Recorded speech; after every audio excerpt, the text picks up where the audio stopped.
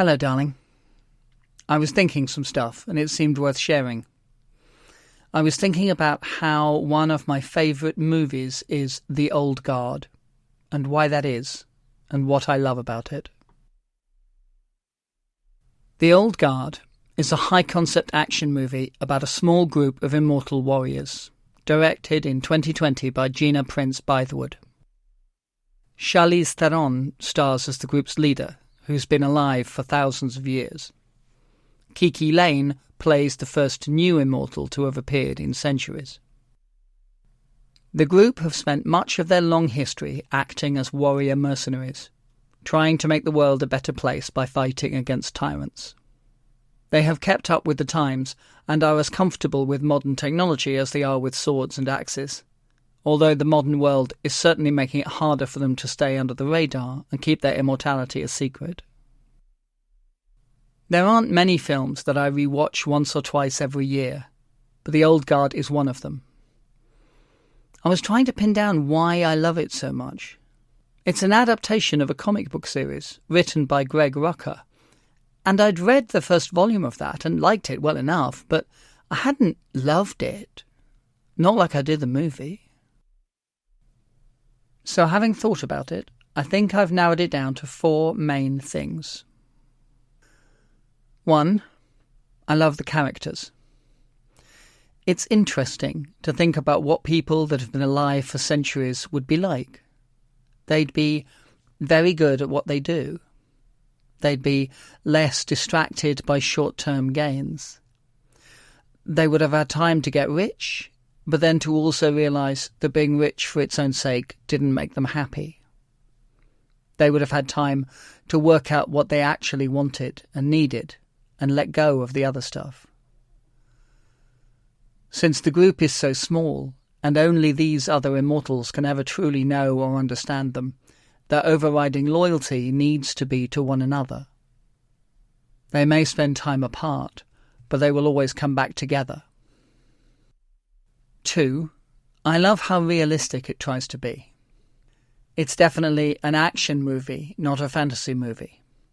The only suspension of disbelief that it wants to ask of its audience is the fact of their immortality. Every other part of their world is our present day. The acting is naturalistic for the most part and not overblown. The choices and motivations of the characters make sense. Each part of the plot moves logically onto the next part without straining our credulity. 3. I love the action sequences and the combat. The last few years, since around the time of John Wick, I guess, have left lovers of the action genre at risk from a distinctly cinematic version of combat fatigue. We've seen super-skilled fight after super-skilled fight, with some of them in danger of maxing out so hard on quality that they stumble into maxing out on quantity as well. The Old Guard blessedly remembers that less is more, but these are still mercenaries and immortal warriors after all, so demonstrating how extremely competent they are at violence is certainly a part of their compact with the audience. What sets this film apart from so many others, in terms of combat choreography, is that most of those films follow a single main protagonist. Where The Old Guard excels, therefore, is in repeatedly demonstrating how superbly this group acts as a team.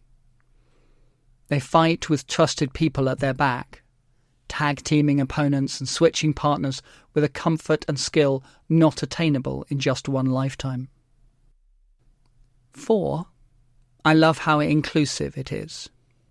I loved the marvellous monologue in the back of the van, of course, but it's also lots of smaller things, like how global the makeup of the group is. I'd expect nothing less from Gina Prince-Bythewood, but I must also shout out Greg Rucka's writing. A lot of the stuff I like about his story was already there in his original comic books, but Rucka also wrote the screenplay for this film, and it's a superb piece of adaptation. There are several key changes from the original, each of which make this a better film than it would have been otherwise. I could probably talk for some hours about how much I love this movie, but I'm going to wind this up now before I start giving spoilers for plot details that I didn't ought to give away. Anyway, that's what I was thinking about, and it felt worth sharing. See you soon.